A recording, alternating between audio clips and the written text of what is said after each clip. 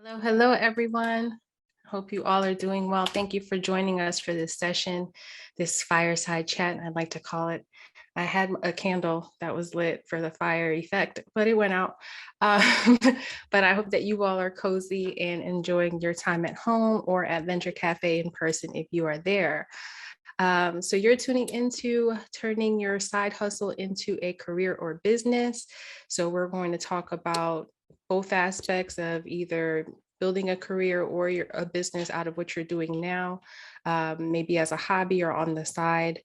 So yeah, first I want to thank the Women's Entrepreneurial Network at Temple University for inviting me. Shout out to Tanya Morris and Mom Your Business for inviting me. It's been a while since I spoke at Venture Cafe, so I'm excited to be back. So feel free to throw any questions you have in the chat as we go along, and I'll be happy to answer them. Was there going to be an intro? You guys are going to do an intro, right? Oh, yeah, sure. So hi, everybody. I'm calling in from Temple or from the Venture Cafe community. This is a really cool event that we have started here at Venture Cafe. It's a monthly series that is, really looking to promote women entrepreneurs in undergrad with women entrepreneurs in the Philadelphia ecosystem. So we are lucky to have Melissa Lamarre here with us. And I'd also like to introduce the president for WEN, Beth, and just saying a few words about what WEN's about. And then I think Melissa, if you want to say a little intro of you, and then we'll start our poll and our discussion. Hi, everyone. Like Ali said, my name is Beth. I'm the president of the Women's Entrepreneurship Network here at Temple. We're super excited to have you here. Melissa, I'm sure, is going to give us some great insights on her journey as an entrepreneur and also, answer any questions that you have. The Women's Entrepreneurship Network in general, we're all about connecting members with women entrepreneurs in the Philadelphia area and beyond, and also with each other. So please feel free always to invite your friends to our events and bring anyone along that you would like to, because the more of us that are here, the more opportunities we have to network, which is great. And then I'll go ahead and pass it along to Melissa. Thank you, Beth. Thank you all again for the invitation. And I want this to be as interactive as possible. I have slides, but I don't want to have to go to slides if nobody's asking me anything. But just to jump into my intro, I thought this was a good topic that I wanted to cover because I pretty much made a real habit out of turning a side hustle into a job or career. I've done it about 4 times so far. Some more successful than others. And some things have been related, but I feel like everything has pretty much been a reflection of what I was passionate at the time in my life, or like I was passionate about different things during different times of my life. However, all of them built different skill sets in me that resulted in me being able to manage the businesses and grow the businesses that I have now. So a little bit about me. I'm a serial entrepreneur by nature. I started my first business at 15, my first official business. I did several unofficial things before then. I started making jewelry really for myself as a hobby. And then I would go to school wearing the things that I made, and people started asking me for the bracelets and necklaces and earrings that I was making. So then I, got crafty about where I started selling, started doing local events, even started selling at school, and got shut down for running a business on school property. So that was one of my first major legal lessons. So you might not want to do that if you're still at school. That's probably not allowed unless there are specific vendor markets where you can sign up to do that.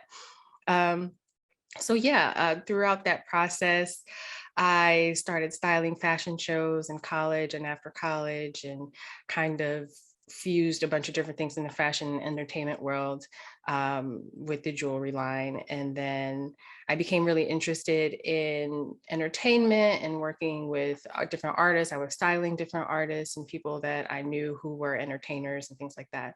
So then I started really working on developing my writing skills and interacting with the public. So I started doing some PR work, writing biographies and press kits and press releases. And then that transitioned more into artist development and actually getting people work. So I started doing talent booking and working with bands and being a road manager and doing all of that for quite some time.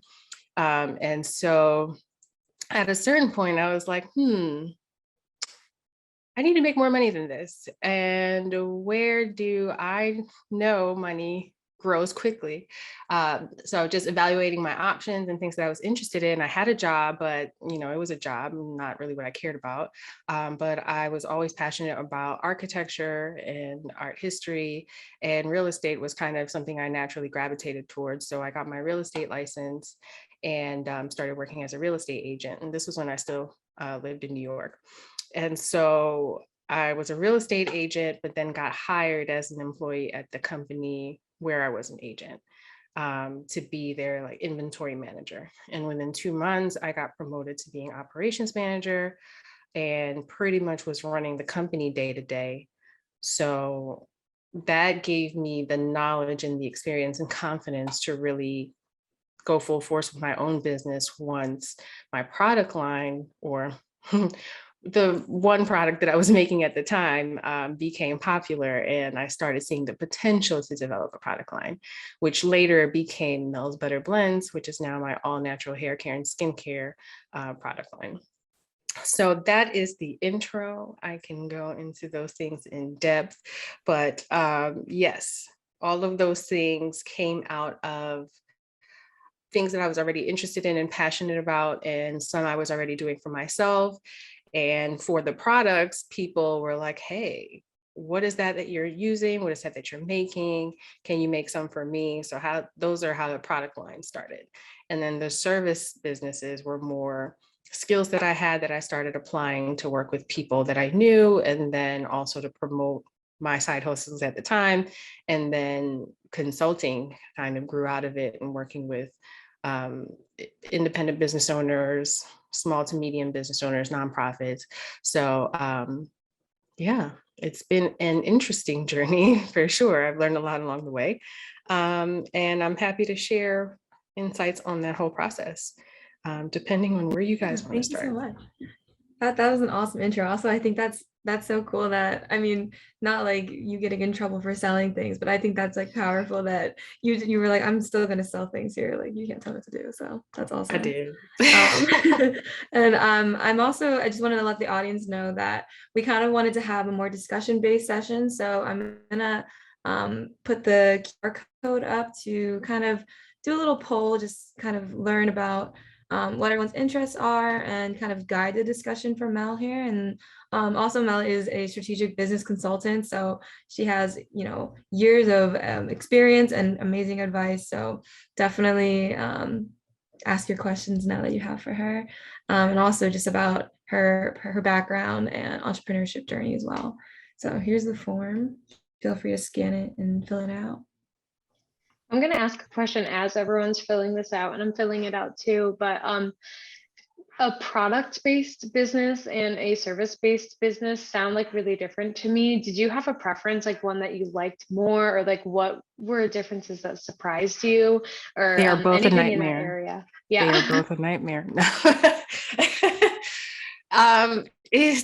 They're both a different kind of struggle, because a product-based business is a manufacturing and distribution struggle, and a service-based business is more so a people struggle, because it involves hiring a lot of people to administer the services. And so if you can't find the right talent at the right expense level, or that you can afford, then it just becomes a bumping into a wall wherever you turn. So they are both challenging. There are ways to kind of streamline them both. Depending on what your product is, it could be a lot easier. My product happens to be a nightmare, because there are a lot of ingredients and packaging and labeling and so much foolishness involved. But if you probably make simple plastic gadgets, or things that aren't as annoying as hair care, skincare products, it might be less of a challenge. But yeah, that is something that I did learn along the way you do need to differentiate between, because people just throw business out there as kind of a blanket and just give blanket business advice in general, which you can't really do, because those are two completely different types of in sets of issues that you have to deal with. And then depending on the industry in each category, then it becomes more complicated. Like food and beverage, I don't know how or why they do it. It's just so much paperwork and insurance and just the permits and the licenses that you have to get when you're vending. It's a lot. So you have to have some really good people in your corner to handle all your documentation if you want to go down the path of having a more complex product to sell. Nice. Also, did everybody get a chance to scan this? I see some responses coming in, some questions. Awesome. Cool. I hope so. Actually, I have a question as well while people are filling this out. And I also wrote it down, so I'm gonna like quote it. Okay, so was there ever a game time decision that you made during your entrepreneurship journey / career journey that if you had not made it, you would not be here today? Yes. The decision to leave New York. I'm a New Yorker. That's where I lived for quite some time. That's where I was born. I didn't like spend my whole life there, but it just became kind of ridiculous, the cost of living there. It has not gotten any better. So for me, I was kind of running this exhausting cycle of working 9-to-5 jobs and having to have a certain kind of job to make a certain kind of income just to be able to afford to live in Brooklyn, which is where I was living at the time. And it just became a like annual, you never know what you're going to deal with, how much the rent is going to increase, the travel expenses, food expenses. So I had to make a decision to lower my cost of living like significantly. And then that also afforded me a different lifestyle and change of pace, because I was really burning out, working 9-to-5, coming home, making products after work, and more than likely going to events on the weekend, at least one day a week, going to sell products. So I was just like this 6-7 days out of the week working like a mad person. So that definitely took a toll. And if I had not moved to Philly, been able to decrease my cost of living, been able to have more space and increase production in my home, I definitely would be in a much different place. Yeah, Good that's question. it's A lot of time people don't make like lifestyle decisions to accommodate getting out of certain cycles or patterns that aren't working. And usually it comes down to a major cost of living decrease. Yeah, that's super interesting. I always like sometimes I hear that choosing your career, like you should choose what lifestyle you want first, or like sometimes people think of it the other way around. So I think your answer is so interesting, especially coming to Philly as well. And Josephus, if I'm saying your name correctly. Sorry if I am butchering it, but you have a question. Yes, I do. No, that's okay. I'm used to that. Hello. Yes, Josephus. So, hello. Thank you for doing this. This is wonderful. My question is this: what is one of the business that you did that you were surprised to see how well he did? And also, do you still help nonprofit? Yes, I still do consulting work with nonprofit organizations. To be honest, I did not think that I didn't wake up saying, I want to start a product line and be a beauty entrepreneur. Never. It was like I started making a product because I couldn't find that product from all the things that I had tried in the market. And I tried all the things, all the puddings and curly custards and whatever's. And I was like, this don't work. This don't work. This works for like an hour. And it was a nightmare. So I just was making a product for myself and sharing it with people. They were like, wait, I want to buy this.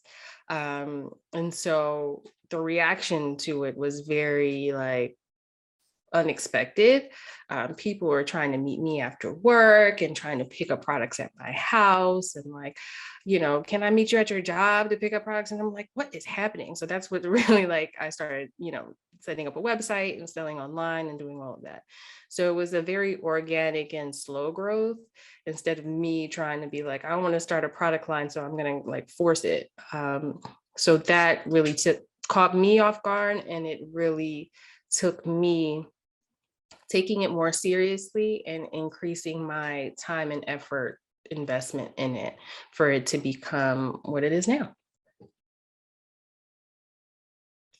Good question. A lot of good questions today. Thanks for that. Thank you. Where can we find your product? Where can you find my, okay, so my product line is called Mel's Butter Blends, MELS. MEL''S, Butter Blends. The website is just melsbutterblends.com. Yeah, so that's all natural hair care and skincare made from aloe and mango butter. You have products that you can use on your hair and skin, moisturizers, cleansers, scrubs, candles, all kinds of nice home goods now. Yeah, we're evolving into a lifestyle brand in addition to hair care and skincare products. Any other questions came in yet? They've been good so far. Yeah, there's actually a good amount of questions, and I'm kind of looking at the responses right now, and here I'll share my screen just so everybody can see them too. I'll add to that last answer as well. My consulting work has picked up a lot over the past year and a half as well, which has been a great thing. I know a lot of people who are kind of planning their transition out of their full-time work and have started side hustles or full-on businesses, really, like medical practices and things like that outside of their full-time job. So helping people structure those kind of things, the foundation for their business, the marketing, really talking through that, where do you want to go and in how long? How long do you expect to spend on this? Sometimes folks don't necessarily have a realistic grasp of how long it's going to take to where they want to go. And then some people are actually planning on doing it the hard way. And so I'm just like, but what? Why are you doing that? You could just do this, that, and the third and be there in 5 years. And they're like, huh, you're right. So that's the fun of what I get to do now as a coach as well. I'm part of the Power Up Your Business coaching squad at the Community College of Philadelphia. So if anyone has a small business, and the new cohort is starting in January, if you want to sign up for an amazing accelerator program. Oh, that's awesome. What's the name of the accelerator you can put in the chat? So the Power Up Your Business program at Community College of Philadelphia, they also have a community accelerator program, more so for idea stage and very early startups. And then the Power Up program is more so for businesses that have already started and are looking to grow. Very awesome. Yeah, and it's free for the participants. You get access to great coaching. I'm not just saying that because I'm one of them, but the other coaches are really awesome too. So quick plug. That's great. Yeah. And there's so many great questions. I know that Mike has asked one in the chat. I don't know, Mike, if you want to. I saw a familiar face. If you want to say your question, or I can read it for you. You could read it. Okay. So he asked, knowing what you know now, looking back when you looking back when you were a university student, what would you tell young Mel? Save more money, less shopping, less shopping. Kind of a little nuts with those first few store credit cards, Lord have mercy.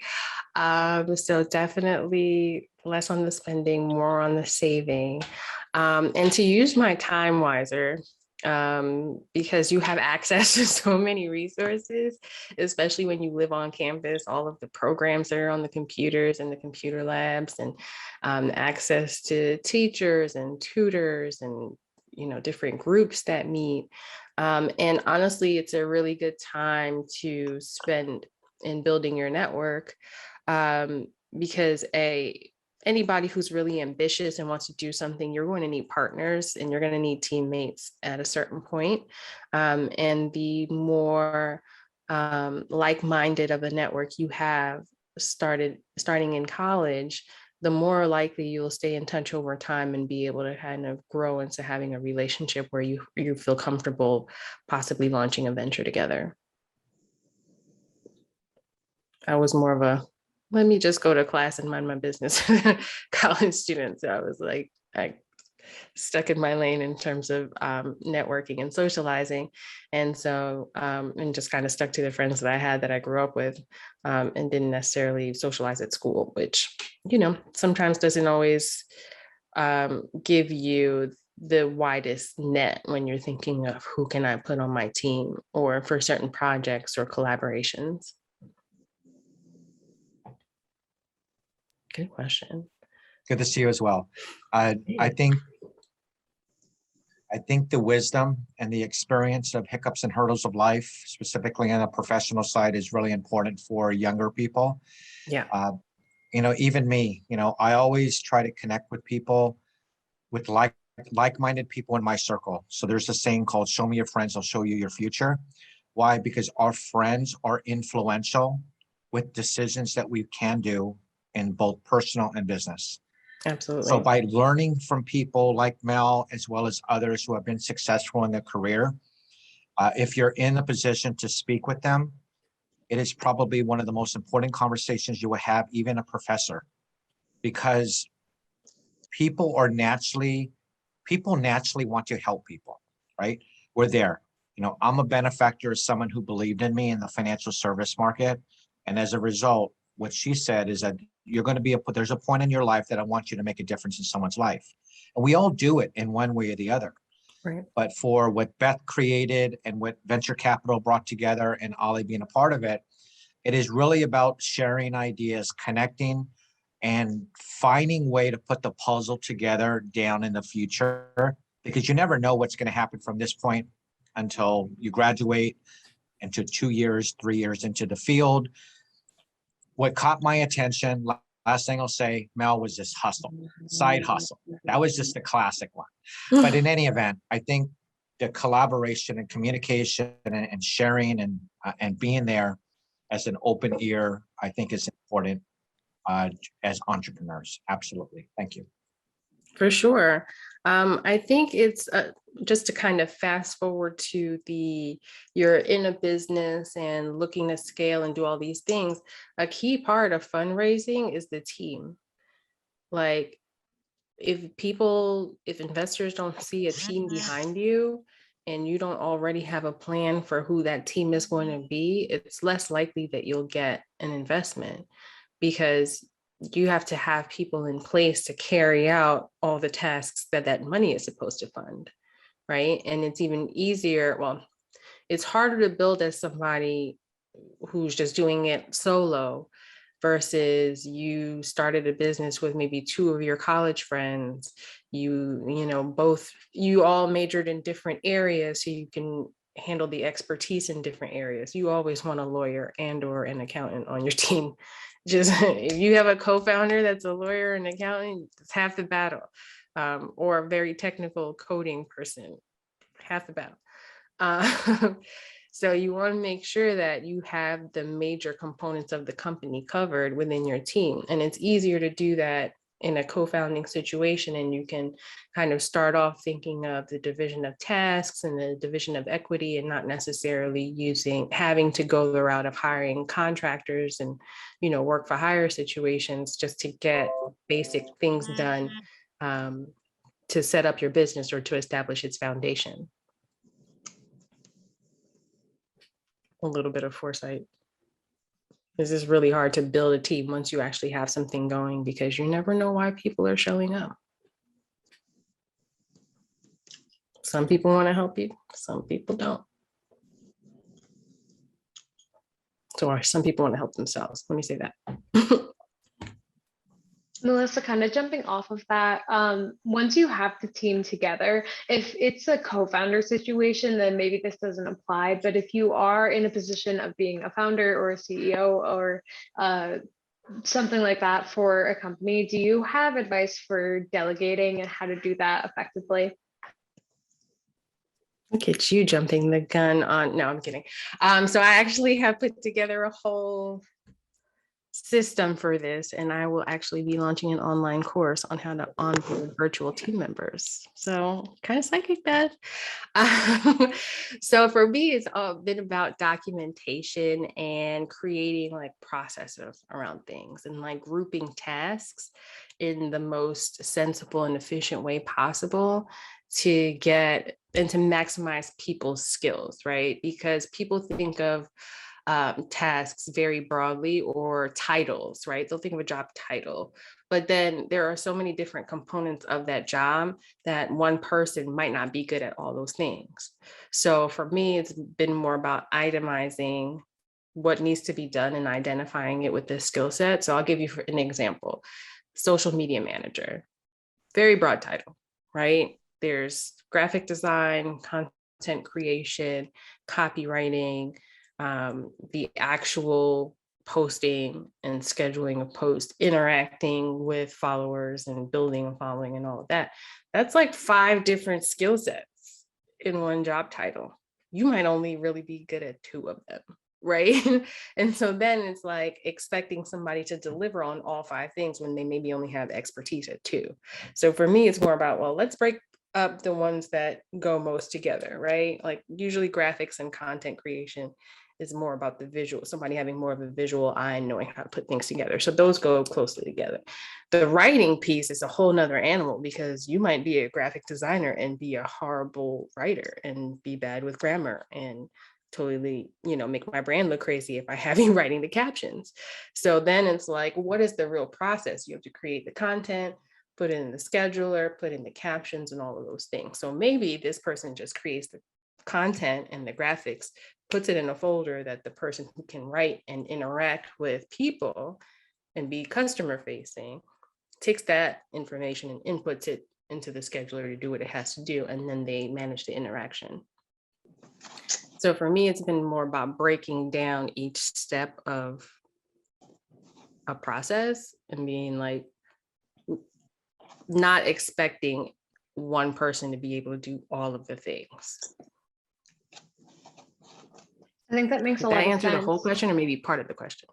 No, I think that that's really helpful. I think that, if you do own your own business, then you can break the rules. Just because other people have social media managers doesn't mean you have to follow that outline. So I like that idea a lot.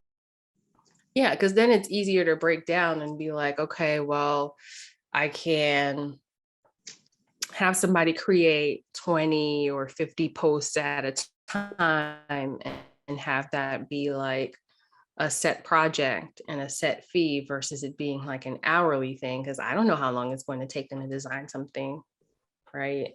And then we have to go back and forth with editing if I don't like it. For me, usually some things are like an hourly rate or a weekly rate versus the project, it gets done, you get paid based on the project.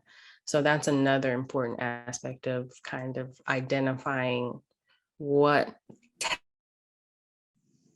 tasks require what amount of skill and the amount of time that it will require. Yeah, team management can become a lot. You have a lot of people. So using some kind of system that keeps you organized. So either using a project management tool that you can kind of break down a project by several tasks and assign tasks to people. And then like once somebody marks their part complete, it kicks it off to the next person to let them know that they can do their part. I'm a big spreadsheet and document person. Just keep my notes all organized and keep all my spreadsheets together. I'm a big Google Suite person, so everything Google at this point, just to keep everything together. and then communication tools as well. I was mostly using Slack. I think a lot of people use Slack to manage their teams, but having a communication tool, a way, processes on how to complete tasks or submit completed tasks. And just it's difficult for someone who's not used to managing a team, like having to check in with folks and be like, hey, how are we doing? When is this going to be done? You know what I mean? And not necessarily in a micromanaging way, but especially in a virtual world and remote setting, it's just you have checkpoints because you'd be seeing each other all day in an office. So you have to figure out ways to translate or create your remote office experience and what that's going to be like, how many points of check-in you need to have with your team.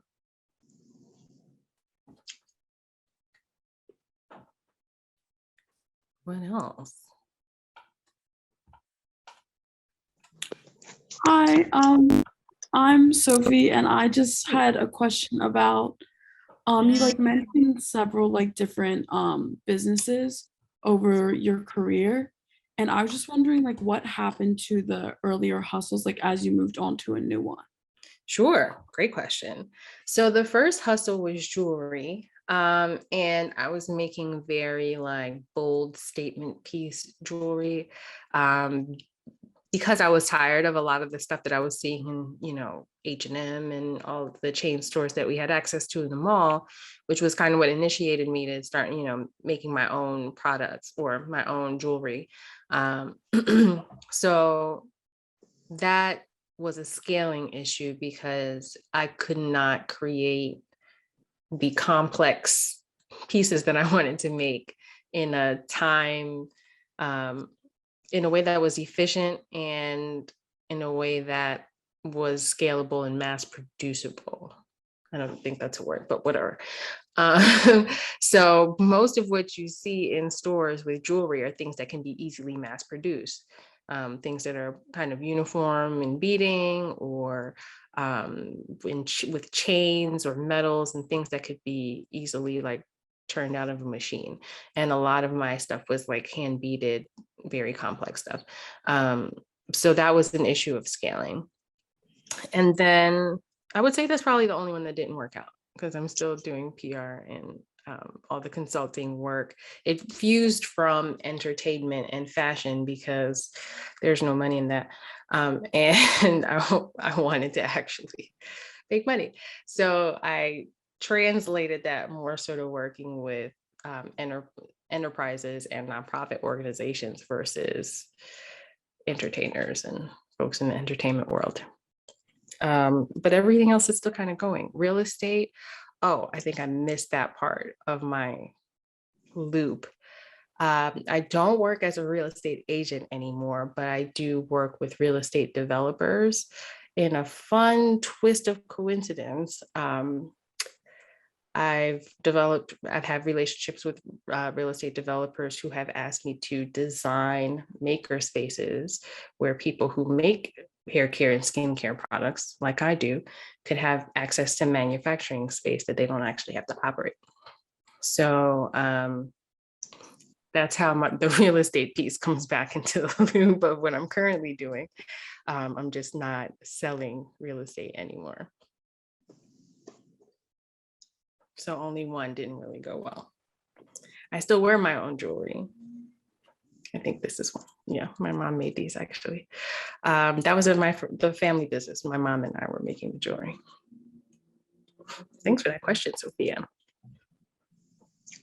Do we have any business owners in the house? Like, can anybody tell me about their side hustle or anything that you have an idea that you're working on maybe? Don't be shy. Well, You want to say something, Joseph? sure. So what I'm doing is that I have, well, I'm a social worker by day, Okay. but I'm selling Haitian cola, Haitian cacao, Haitian coffee. Oh, we definitely have to talk. I'm also Haitian, by the way. Cool. So you Wonderful. got me. Let's talk about it.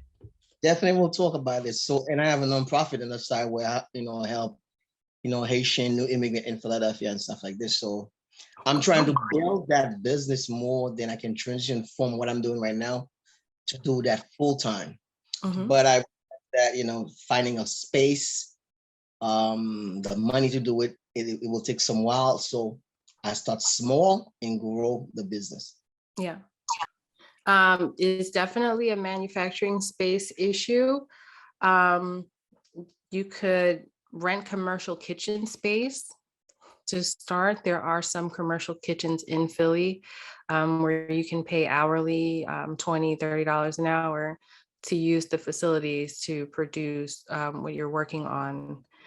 What I would suggest is, again, the food and beverage space, there's a lot of regulatory issues. I would say that understanding the expenses around that is a major thing, to know how much you're gonna have to spend with licenses, permits, getting the food tested. That is easier to do through a co-packer, honestly. And there are more food manufacturing, like it was a nightmare for me to find a potential co-packer. There are more food manufacturing and food co-packer options than there are for like natural personal care. I actually have a spreadsheet that I could send you that has co-packers for food businesses. I know a woman who was trying to make patties actually, and she had kind of a hard time trying to find a manufacturer, but I think the cocoa and the what was the last thing? I heard cola. I got excited about the cola. I forgot the third thing.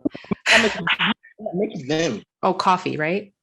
Yes, I have coffee, and I have ground coffee. I have the cocoa, but it's already made. So me, I'm a distributor. I'm looking for a warehouse. Oh, yeah, got it. That's easier. That's yes. easier. Yeah, a distributor and a fulfillment company probably. Yeah, send me an email. Can I drop my email in here? You guys have my email? I'm sorry, I'm trying to read questions and answer folks too. If you guys don't mind dropping my email to them, it's info@millsbutterblends.com or info@workaholixconsulting.com. Either way, you can find me. But yeah, that's the easy part. If you don't need to actually make the products, then you're good. That's more about making sure your packaging looks good and that it's appealing, that you have an affordable price point, and distribution and fulfillment is only a headache because shipping is such a challenge these days.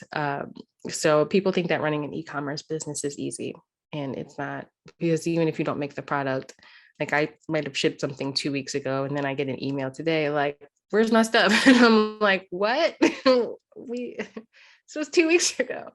But thanks to the United States Postal Service, you may experience several things like that in your fulfillment life. So yeah, as much as that is, you can outsource and still be cost effective, do it. There are third-party fulfillment companies that will hold your product and ship it. There are some Philly-based ones as well that you can look into.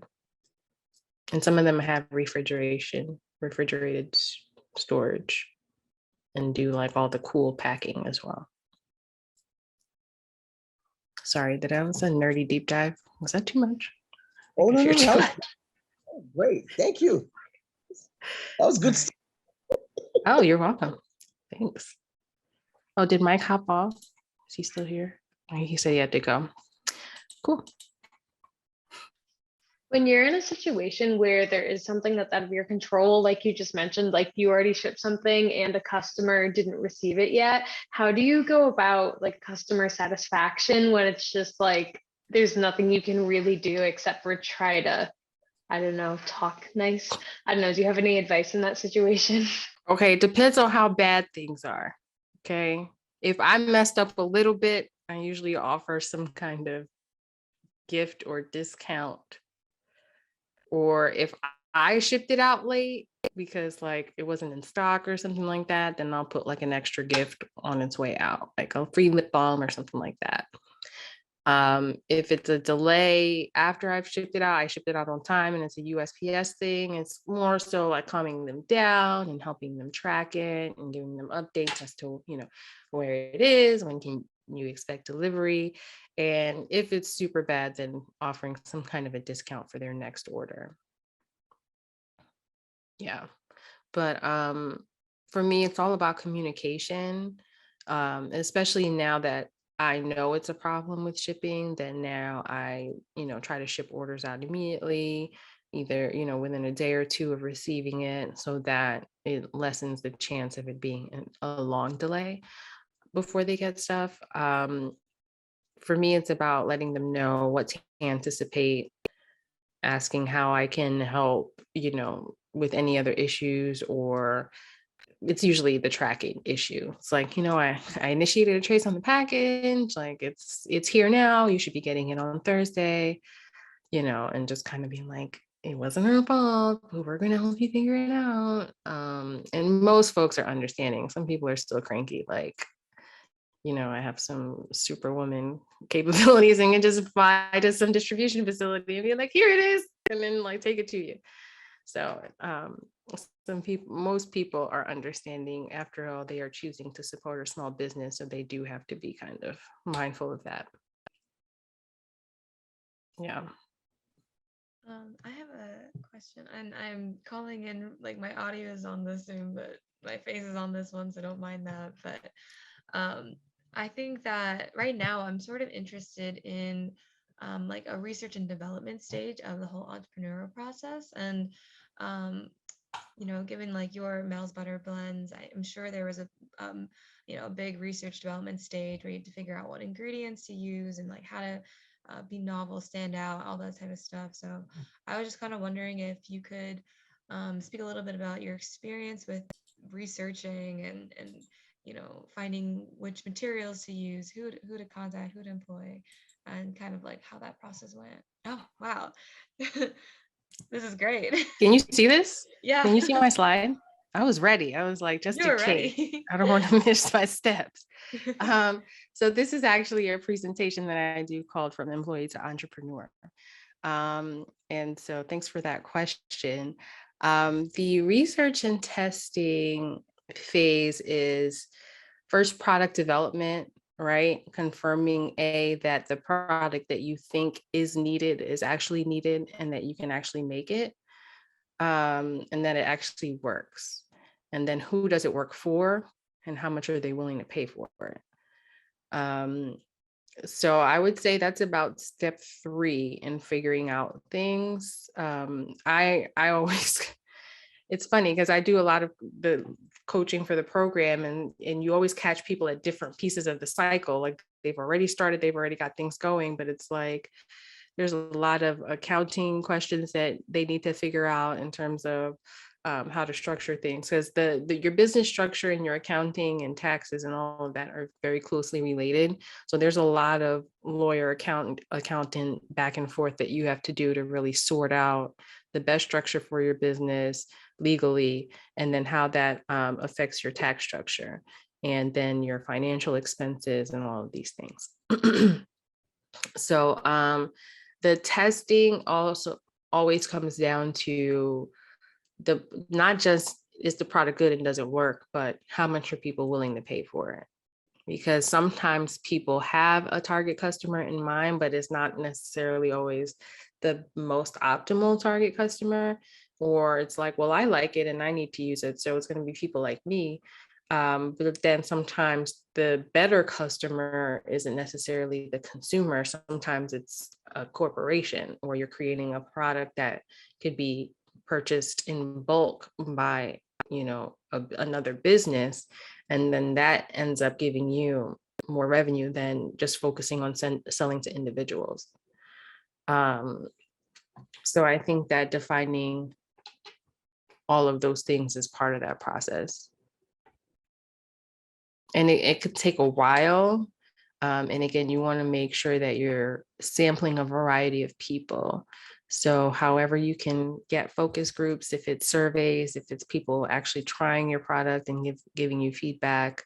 Going to events was a huge thing for me. Trade shows are big for different industries.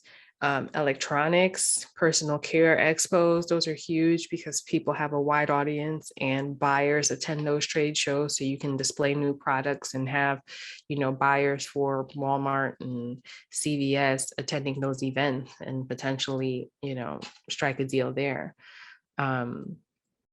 So being very clear about which route you're going to go and who is the ideal buyer for your product also informs how you tie it all together. Did I answer the whole question? No, yeah, that answers it. Thank you. I appreciate that because yeah, I think it's like defining who you're making your product for, who you're trying to sell, and with the market as well in mind. Definitely like the research part and testing is so important. I think this graphic really lays it out perfectly too. So that's awesome. But just to add one thing, this is another piece that people don't necessarily think through that people were forced to deal with last year.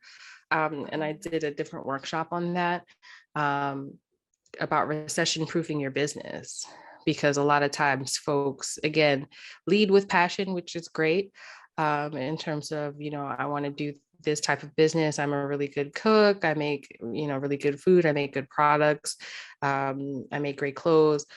But you have to also keep in mind that the way things are these days, you have to be putting your time and investment into something that won't disappear overnight or be subject to be shut down overnight in case we ever run into any more issues. So recession proof and pandemic proof businesses are, I think, what people should focus on, or at least making sure that some aspects of your business are recession proof. Like if you can easily transition from, in person to e-commerce, or if you were already set up as a food business to do deliveries and have a system that you can scale to do more deliveries and less in-house dining. Those were a lot of people who weren't, like restaurants who weren't online, didn't have their menu online, didn't offer delivery already.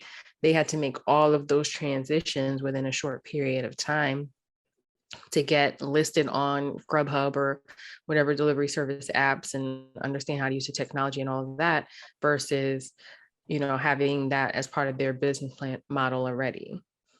So I think that that's an important thing to evaluate when you're deciding what kind of business to start, and making sure at least part of your revenue streams won't be affected by a recession or a pandemic or a worst case scenario situation.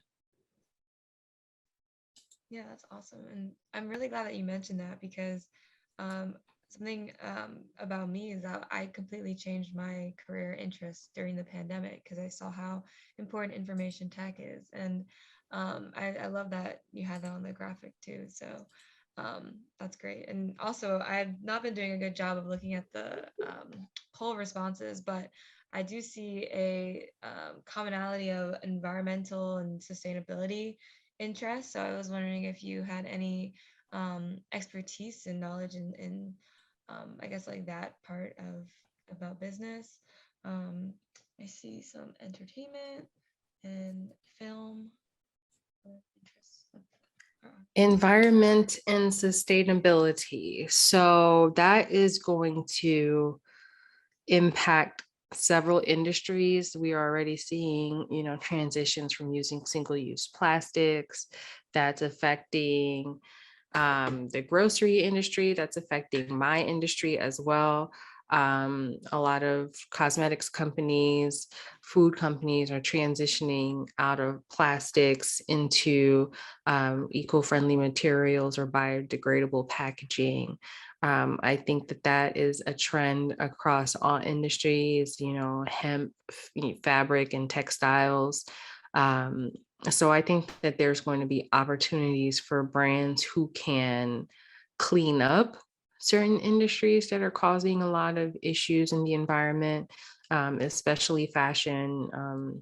Fast fashion is a huge issue these days in terms of the amount of pollution and waste that it creates.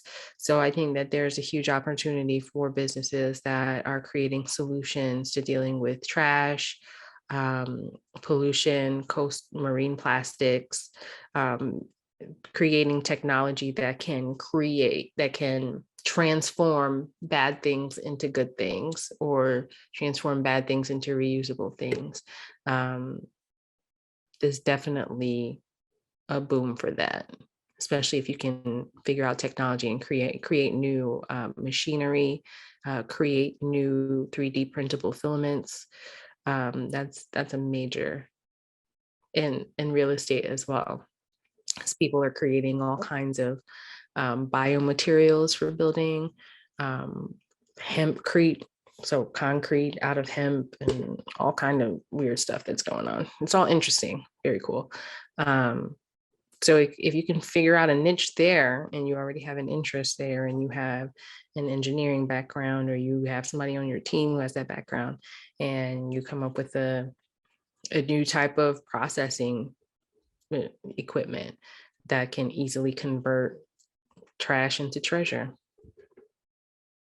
I think that that's the wave for sure.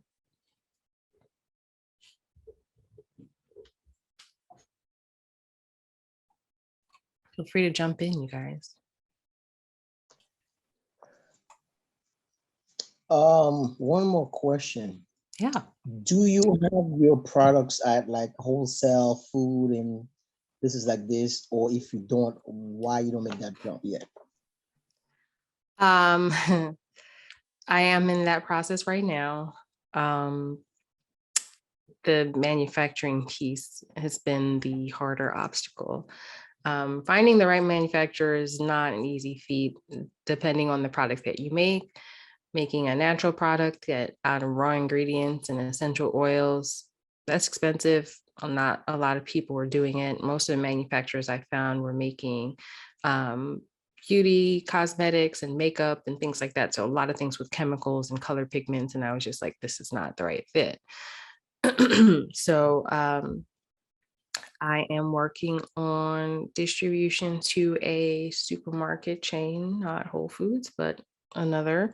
Working on all of that now. So my retail distribution strategy is in progress to hit shelves starting next year. And then I've also worked on a couple of other avenues, but those are more kind of under non-disclosure agreements right now. So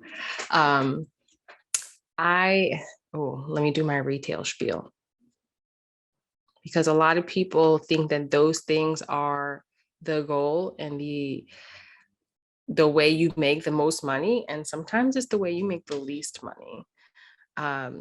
Whenever you start distributing to retail, you're generally charging less for your product. You usually have to offer your product at a wholesale price, which is close to half of your cost, or half of your margin, excuse me. So, and then the things that they don't tell you, there are expenses to getting in those stores, right? Like when you go into Target, I know about beauty stuff, so I'm gonna talk beauty. When you go into Target, you go into the beauty section, there's maybe 4 or 5 shelves, right? So the ones that are at your eye level, companies are paying for their products to be at eye level. If you're not paying the price from premium shelf space, your stuff is going on the bottom and like not within regular reach, right? All of those displays that you see with the models and the makeup and the light up display and all, the company paid for that. Target did not pay for that. So all of those costs are coming out of your marketing budget before you've made any money from sales. So these are all the things that you have to keep in mind as expenses when planning to enter a retail market. especially if you're a new product, like if you're a new grocery product, sometimes you'll see like a display and, have a little bit of extra detail and maybe something that's set aside just to display that product. Again, you have to pay for that. Walmart's not paying for it. So, and then if you think about the amount of stores that you have to duplicate that expense for, if you're going to be carried in 50 stores, you have to create 50 different displays and have them shipped out to those stores. So that's money, money. So these are all things that you need to keep in mind when thinking of retail distribution. There are a lot of companies now that are making their strategy to keep most of their sales in-house. So selling through their own website or at events or locally, instead of, and kind of doing a 80-20, 80% through their channels and then 20% distribution. So they're not spending too much of their inventory, essentially cutting their margins.